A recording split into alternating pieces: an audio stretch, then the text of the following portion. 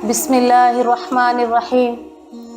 रब्बी इश्रह ली सदरी व यस्सिर ली अमरी वहलुल उक़दतम मिन लिसानी यफ़क़हू क़ौली।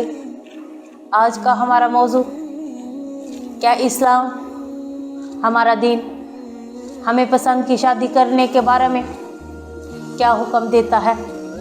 इस्लाम में पसंद की शादी का क्या तस्वुर है।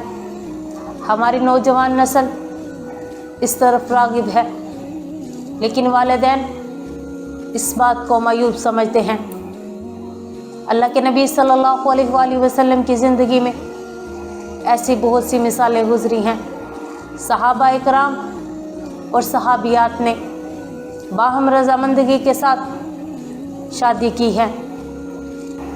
एक औरत अल्लाह के रसूल सल्लल्लाहु अलैहि वसल्लम के पास आई, आकर कहने लगी, अल्लाह के रसूल सल्लल्लाहु अलैहि वसल्लम, मेरे वालिद ने मेरा निकाह मेरी मर्ज़ी के बगैर किया है।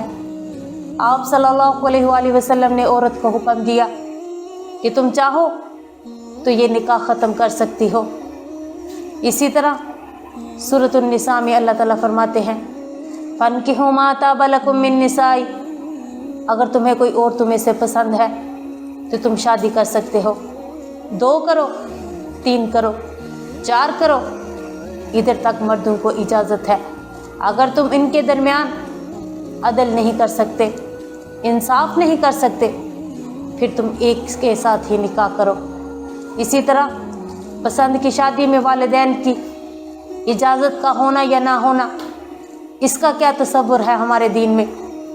वालिदैन के आगे उफ तक नहीं करनी चाहिए। वालिदैन का बाहम मशवरा, उनकी रज़ामंदगी का होना ज़रूरी है।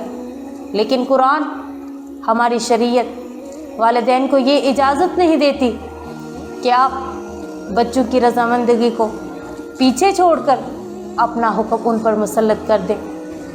वालिदैन के आगे उफ तक नहीं करना, उनका एहतराम भी ज़रूरी है।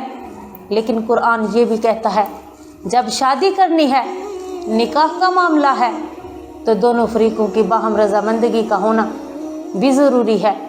अल्लाह ताला से दुआ है, अल्लाह ताला हमें सही दीन की समझ अता फरमाए।